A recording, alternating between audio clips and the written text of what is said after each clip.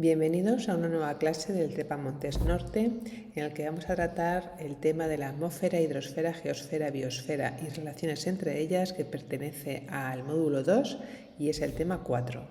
En el resumen podéis ver estos esquemas que hemos realizado para facilitar el estudio de los contenidos, y también tenéis a vuestra disposición unas hojas de ejercicios para luego comprobar los contenidos que habéis aprendido. Empezamos con la explicación. Bien, esta es la estructura de la Tierra y vamos a ir viendo cada una de sus capas. Empezamos con la hidrosfera, que es la capa de agua del planeta. Está formada por los océanos, mares, ríos, etc. Pasamos a ver la biosfera, que es el conjunto de todos los seres vivos del planeta. Geosfera, parte sólida de la Tierra, los continentes y los fondos marinos, y la atmósfera, que es la capa gaseosa que envuelve al planeta. Está formado sobre todo por nitrógeno en un 78% y oxígeno en un 21%, aunque también tiene otros gases como el dióxido de carbono, el vapor de agua, ozono. Y es muy importante ya que es la que es encargada de regular el clima para protegernos de radiaciones nocivas. Es muy importante preservarla para nuestra supervivencia. Bien, vamos a empezar ahora a estudiar la estructura de la atmósfera más detalladamente. Este es un gráfico de las capas de la atmósfera, desde la más inferior o más próxima a la Tierra a la más externa. Empezamos a estudiarlas. La troposfera. La troposfera es la capa más interna de la Tierra. Mide de 10 a 12 kilómetros y en ella es donde se dan los fenómenos atmosféricos. La siguiente capa, la estratosfera, llega hasta los 50 kilómetros y en ella existe lo que conocemos como la capa de ozono, a unos 25 kilómetros de distancia de la Tierra, que es muy importante, como veremos más adelante, ya que filtra las radiaciones nocivas del Sol, actúa como filtro. Seguimos con la siguiente capa, que es la mesosfera, llega hasta los 80 kilómetros y en ella se queman la mayoría de los meteoritos que llegan o de asteroides que llegan a la atmósfera. La termosfera, caracterizada por temperaturas muy altas donde ocurren las auroras boreales, y la última, la exosfera, que es la capa más externa de la atmósfera. Bien, vamos a estudiar ahora la estructura de la geosfera. La geosfera, como he dicho, está formada por la corteza, el manto y el núcleo.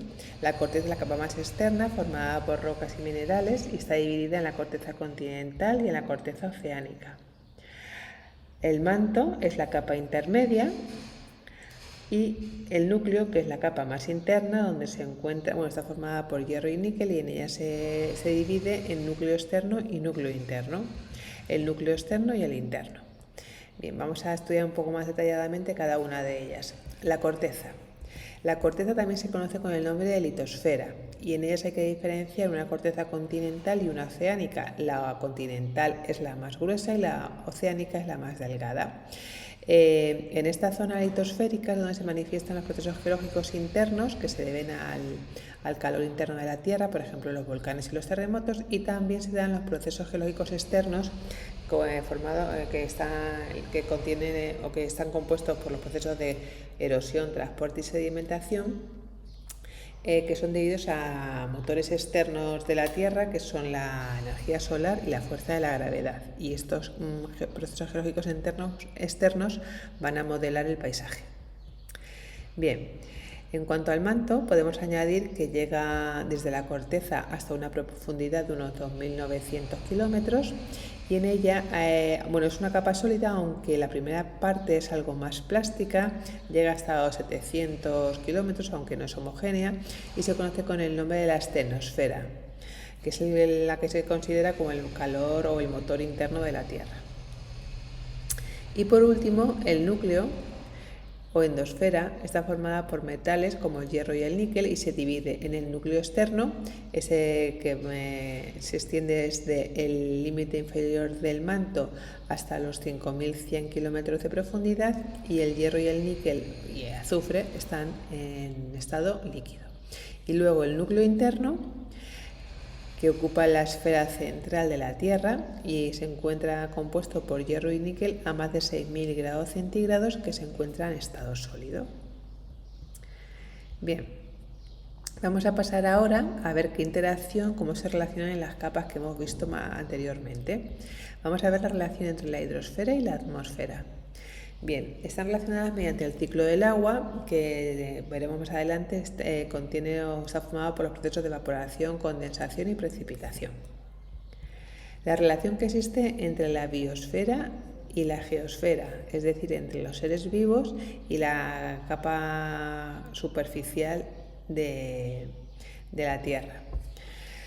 Los seres vivos interaccionan con el suelo y las rocas para obtener nutrientes y crear así un suelo fértil. Relación entre la atmósfera y la geosfera, por ejemplo a través de los volcanes que emiten gases y partículas que influyen en el clima mundial, y la relación entre la hidrosfera y la biosfera, pues los seres vivos dependemos directamente de la cantidad y la calidad del agua. Bien, vamos a ver ahora los procesos derivados de la contaminación atmosférica. Vamos a estudiar 3 de ellos: el efecto invernadero, la lluvia ácida y el agujero de ozono. Empezamos con el efecto invernadero. Bien, el efecto invernadero es un efecto natural y aquí al final tenéis subrayado beneficioso. Vamos a ver en qué consiste el efecto invernadero.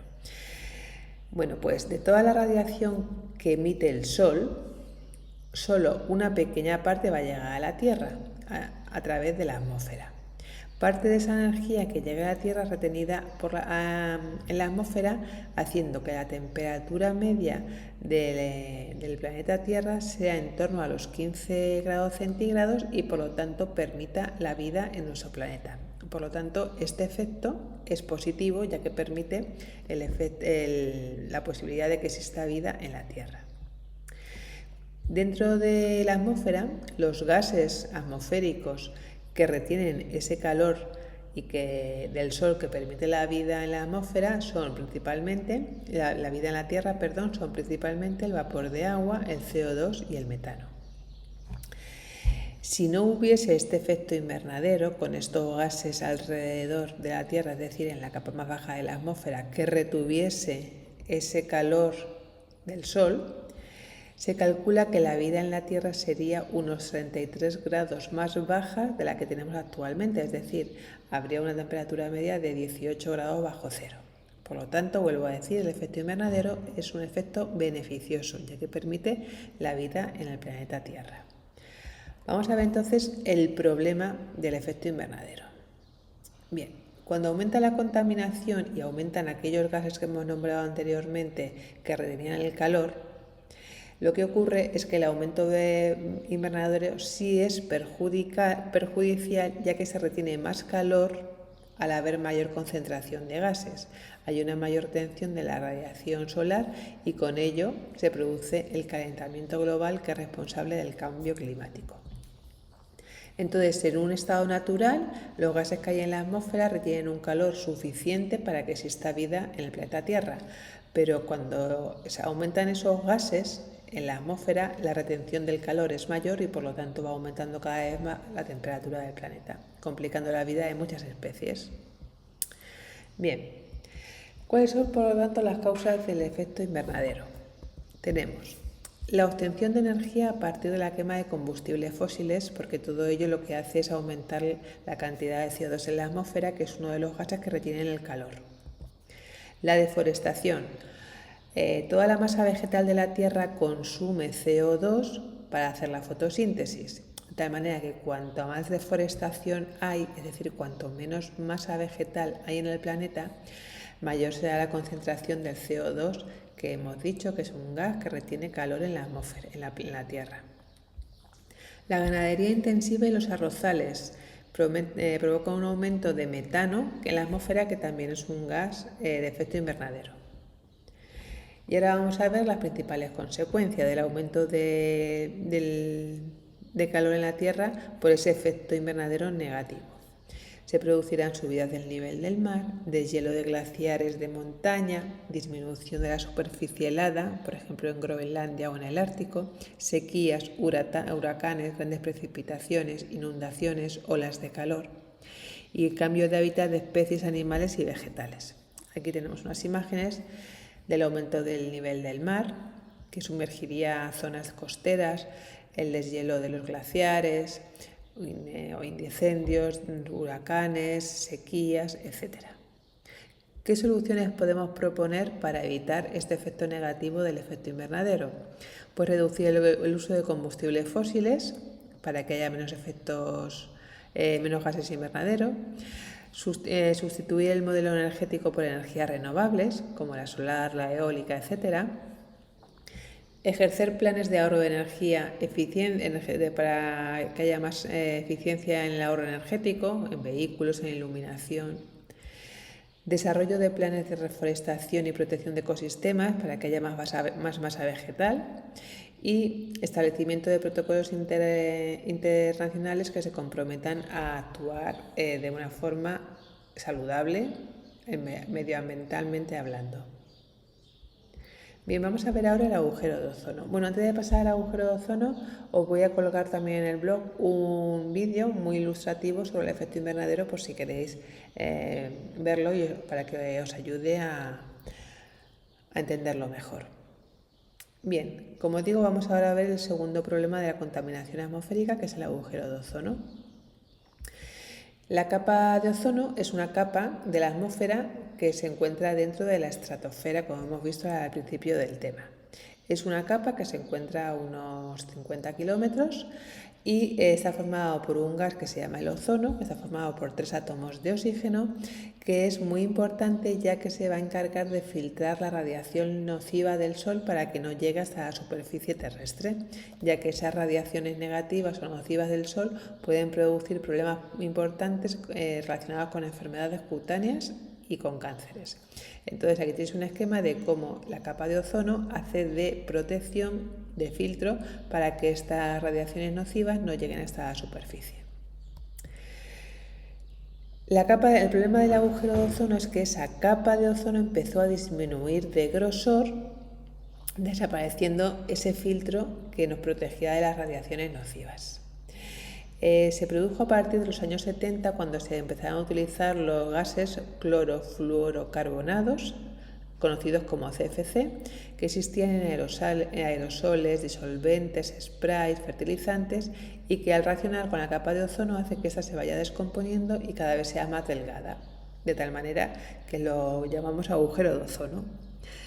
En resumen, podemos decir que los causantes del efecto del agujero de ozono son los clorofluorocarbonos o CFCs, que el efecto es la disminución de la capa de ozono que va a permitir la entrada de la radiación ultravioleta nociva del Sol, y que los efectos sobre la salud es enfermedad de la piel como el cáncer de piel y también en la vista. Bueno, aquí tenéis unas gráficas o unos modelos en el que se ve cómo el agujero de ozono se fue formando y actualmente va disminuyendo desde que se prohibieron los aerosoles o los productos que tuviesen o contuviesen CFCs. Bien, y vamos ahora a la lluvia ácida. Bien, la lluvia ácida se produce por el empleo de combustibles fósiles que vierten a la atmósfera grandes cantidades de unos gases que se llaman dióxidos de azufre y de nitrógeno que se van acumulando en la atmósfera. Estos gases de la atmósfera, cuando se reaccionen con el agua de la lluvia o el agua de la atmósfera, se van a transformar en unos ácidos, que son los ácidos sulfúrico y nítrico, que son los que van a ser arrastrados por la lluvia, y por eso se llama lluvia ácida, porque arrastra esos ácidos. Vamos a verlo en este diagrama en el que vemos cómo a partir de una industria que puede ser química se producen óxidos de azufre y óxidos de nitrógeno que al mezclarse con el agua de la atmósfera se van a transformar en estos ácidos que son el ácido sulfúrico H2SO4 y el ácido nítrico HNO3. Y por supuesto, eso hace que la lluvia sea ácida y al caer sobre la superficie terrestre tenga consecuencias nocivas, como por ejemplo dañar estructuras metálicas y de cemento de las construcciones humanas. Tienen daños directos sobre las hojas y las raíces de las plantas, llegando a destruirlas. Acidificación del suelo y de las aguas, impidiendo el desarrollo de plantas, matando animales, etc. Bien, vamos a ver ahora la biosfera, que dijimos al principio del tema que es la capa del planeta donde se desarrolla la vida, donde se desarrollan los seres vivos, y está formada por la litosfera, que es la corteza donde habitan los organismos terrestres, la hidrosfera, que hablaríamos de seres acuáticos, y la atmósfera, que ya hemos dicho que es muy importante, ya que contiene el oxígeno y el CO2 y que nos hace respirar a los seres vivos y realizar la fotosíntesis a otros seres vivos que son los vegetales, algunas algas, etc. La geosfera. Dijimos que era la capa sólida de la Tierra y en ella se van a dar lugar los procesos geológicos, que son aquellos que van a ir modificando la superficie del planeta, tanto desde el interior, procesos geológicos internos, como desde el exterior, procesos geológicos externos. Los procesos geológicos internos lo que hacen es creación de relieve, es decir, van a crear montañas, valles, islas, fosas oceánicas, etc. Estos procesos tienen como motor las energías internas de la Tierra y están relacionados con el movimiento de las placas tectónicas, que son los bloques en los que se divide la corteza y que flotan sobre el manto.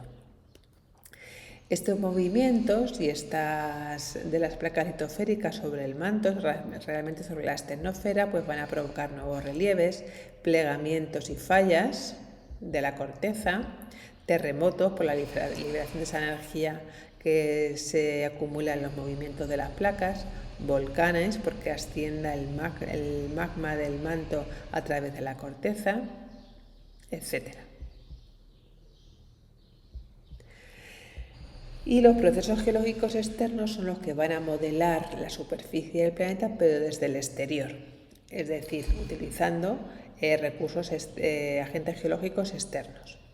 Las etapas de esa modificación del relieve terrestre desde el exterior está formado por los siguientes procesos. Meteorización. En meteorización son cambios que se producen en las rocas externas debido a varios factores, puede ser física o puede ser química.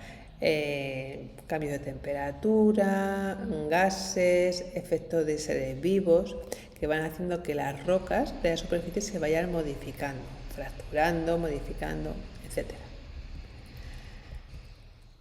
La erosión va a ser el desgaste que se produce de las rocas superficiales debido a agentes geológicos como el viento, el agua, etc. Van a ir modelando, realmente desgastando el relieve.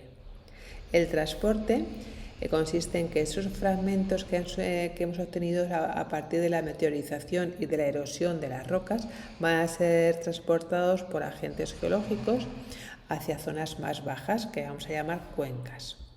Y la sedimentación será el depósito de todos esos fragmentos transportados en las zonas más bajas, en las cuencas de sedimentación, formando unas capas horizontales que llamamos los estratos o las capas sedimentarias, y que se convertirán por efecto de la compresión o litificación en rocas sedimentarias, que ya veremos en tercero.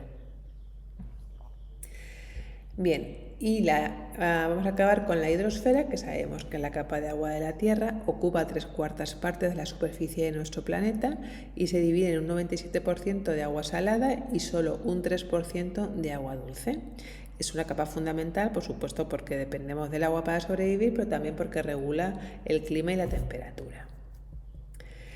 El ciclo del agua es el proceso mediante el cual el agua va a circular a través de la atmósfera, de la hidrosfera, de la litosfera y de la biosfera, y está formado por las siguientes etapas.